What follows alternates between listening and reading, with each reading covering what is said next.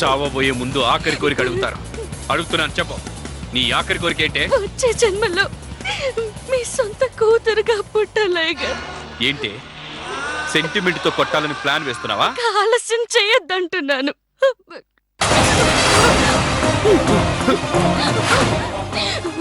భయపడకండి కదా, మీ మీద ఎలాంటి ప్రయత్నం చేసే ధైర్యం నాకు లేదు.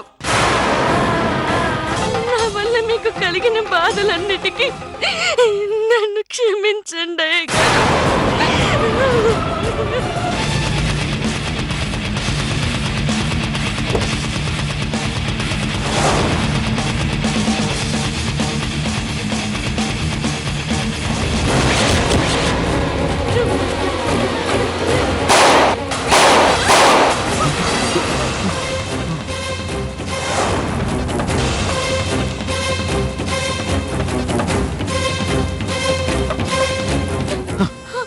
ఏంటి అంకుల్ ఇది? నేను నీకు అప్పుడే చెప్పాను, దీన్ని చంపితే గానీ నువ్వు మారవని. అంకుల్ ప్లీజ్, మీరు వర్ష మాటల మైకంలో ఉన్నారు. అనవసరంగా తులసిని ఏడిపిస్తున్నారు. ప్లీజ్ వీళ్ళని వదిలేయండి అంకుల్. తను నిన్ను వదలాలి కదా. వీడియోని నేను కళ్ళారా చూశాను. అయ్యో, అదంతా ఒక సృష్టి, ఒక కల్పన. ఎవరో కావాలని సృష్టించారు. నర్మయ్, ఈ రోజు దీన్ని చంపేస్తాను. అంకుల్ అంకుల్ అంకుల్ అంకుల్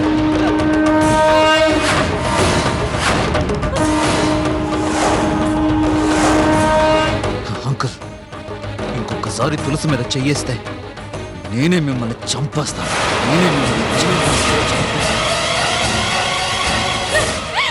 మా నాన్నగారి మీద చేస్తావా?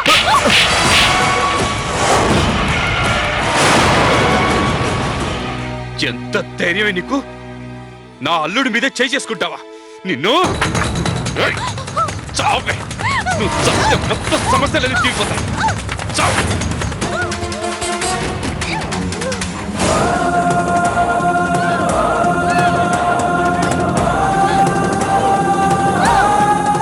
అసలు మనిషివే కాదు.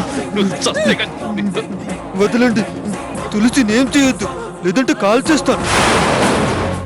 పడేయండి.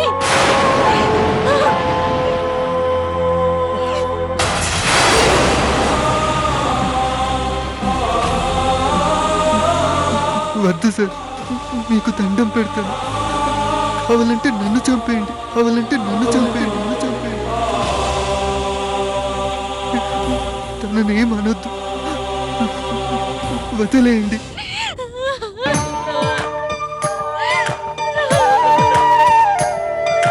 నాలో ఉన్న నిన్ను మరిచేపోలేని నేను, తీరం లేని అలలా, నిజమే కాలేని కలలా. నాలో లేని నేను గరవాలంటూనే నిన్ను. జ్వాల, నీకెంత చెప్పినా అర్థం కావటం లేదు. ఆ తులసి మీద కోపంతో నీ జీవితాన్ని నాశనం చేసుకుంటున్నావు. అవసరం లేదు. ఆ తులసి జీవితం సర్వనాశనం చేయడమే నా ధ్యేయం. దానికోసం నా జీవితం నాశనం అయిపోయినా పర్లేదు. అందరం కలిసి చేయాల్సిన నాశనం చేశాం కదా, ఇంకేం చెయ్యాలి? ఈ కుట్రలో అమ్మా నాన్నకు కూడా బాగా ఉందా? ఇప్పుడు దాని పిచ్చి మొగుడు చావాలి, అది ముండమోపావాలి. పొట్టు చెరిగిపోయి తెల్ల చీరతో రోడ్డు మీద నడుస్తుంటే ప్రతి అడ్డమైన వాడు హేళన చెయ్యాలి. మా అబ్బాయి జీవితం ఏం కావాలి? నాశనమైపోద్ది, నాశనమైపోద్ది. నన్ను కాదు అని ఆ తులసి వెంట పడుతున్నా వాడి జీవితం కూడా నాశనం అయిపోవాలి. ఇంకోసారి నాకు నీతులు చెప్పడానికి ప్రయత్నించకండి.